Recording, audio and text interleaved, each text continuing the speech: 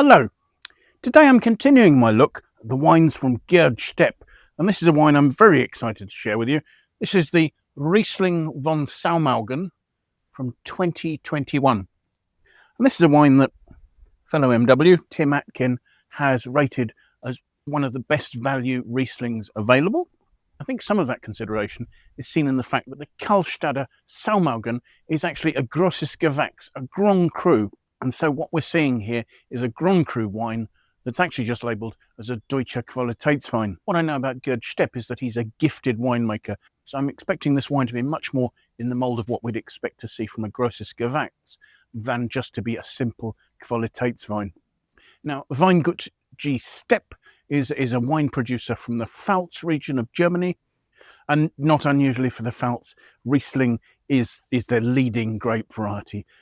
However, as I'm going to be exploring over the next few days, Gerd also works successfully with a number of other grape varieties. He has quite a reputation for making fantastic Pinot Noir, but as well as that, he has a Chardonnay, Pinot Gris, Pinot Blanc, there's Gewürztraminer, Scheurebe, Sylvain. I think there's even a Sauvignon Blanc. For a while now, he's been producing Cabernet Franc as well. I won't be doing tastings for all those varieties, but certainly I've already looked at an exquisite Scheurebe, and we'll be going on after this to review the Pinot Blanc, the Chardonnay and the Pinot Noir. So I very much hope you'll be able to join me for some of those tastings. Now, the Stepp family own a small holding of vineyards in what's referred to as the Mittelhard region of the Pfalz, so the central region of the Pfalz. These include some notable vineyards, evidently the Dürkheimer Fuchsmantel, the Wachenheimer Königswinkel, and the vineyard from which this wine comes, the Kallstadter Saumagen. So between them, these vineyards combine all sorts of soil types. The Kallstadter Saumagen has limestone-based soils, but there are also vineyards with red sandstone-based soils and others with loess and clay. Beyond that, the small scale of the Stepp family vineyard holdings means that Gerd also works with somewhere in the region of 20 trusted growers from the nearby locality. Now, the winemaker himself, Gerd Stepp, grew up in Bad Dürkheim. His family were both wine growers and also had apple orchards. As a young man growing up, he was fully involved with managing those, sort of driving tractors, pruning, having to do all the jobs that were available there. Gerd studied oenology, but once he'd graduated from his studies, he decided to travel, setting off first of all to New Zealand. After a year, he returned to Germany and ended up working for 2 years researching soil management in Neustadt.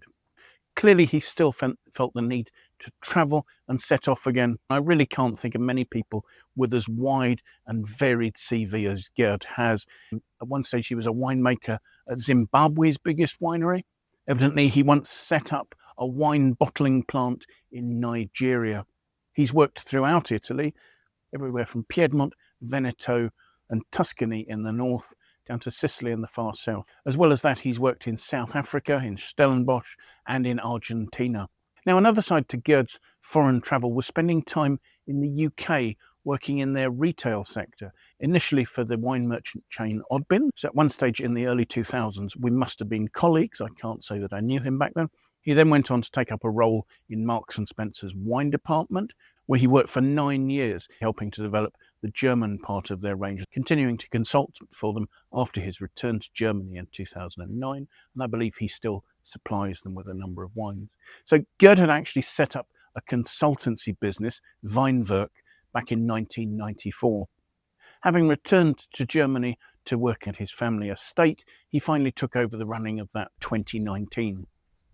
So to talk about the wine, this is a single vineyard Riesling from this exceptional vineyard, the Kallstadter Saumagen. Wines from the vineyard can be entitled to use the Grosses Gewachs, or German equivalent of Grand Cru designation on its label. But firstly, this is a wine labelled as Deutcher Qualitaitewein, so that wouldn't be eligible to use the Grosses Gewachs label. But also you have to be a member of an organisation called the VDP to be able to use the designation, and I don't believe that Gerd or his family belong to the VDP. And in fact, probably the best known expressions of wine from the Kallstadter Saumagen are from a producer called Kohler Ruprecht, and they also famously do not belong to the VDP, having left that organisation in 2014 in a disagreement over the rules of how the terms were applied. And that was after they'd been members for somewhere in the region of 80 years. So Gerd Stepp is not alone in producing a wine from Kallstadter Saumagen that isn't labelled as a Grosses Gewachs. But yes, the composition of the soils here, some relatively steep slopes at the top of the vineyard and their south to southeast exposure makes this one of the prime sites in the Pfalz region.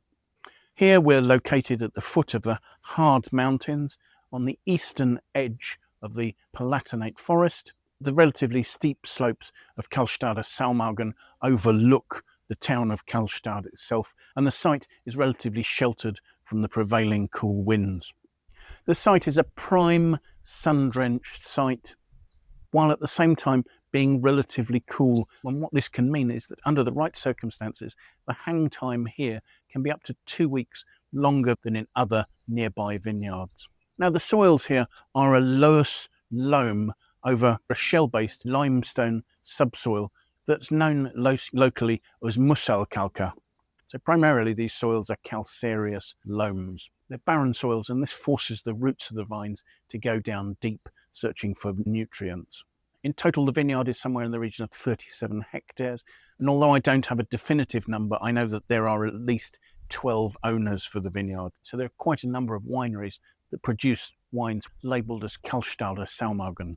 The vineyard is at altitude between 160 and 220 metres above sea level, and the grapes for this wine come off slopes that have a steepness of between 10 and 25%.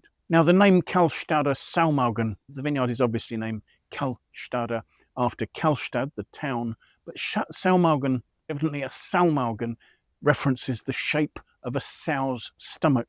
And there are two meanings to this. One is that the contour of the hill of Saumagen resembles that of a sow's stomach. But appropriately, it also references a local specialty food dish, which is a rich sausage essentially made from a sow's stomach. In the past, I've also seen some reference to the veil of a peasant woman. But my current research hasn't been able to find anything to support that. So I think we've got enough to go on as it is. Now, evidently, Gerd manages his vineyards with a focus on sustainability, natural fertility, using high quality, low intervention practices. But I can't see any evidence of certification for either sustainability or organic practices. Now, 2021 as a vintage is not one that showed a lot of early promise. A warm period in February was followed by a cold snap in April, which delayed the vegetative cycle by delaying bud burst and fruit set. Some warmth in June was followed by heavy rain in July. In fact, there was very heavy rain throughout Germany. Further north in the Ahr Valley, they suffered some devastating flooding.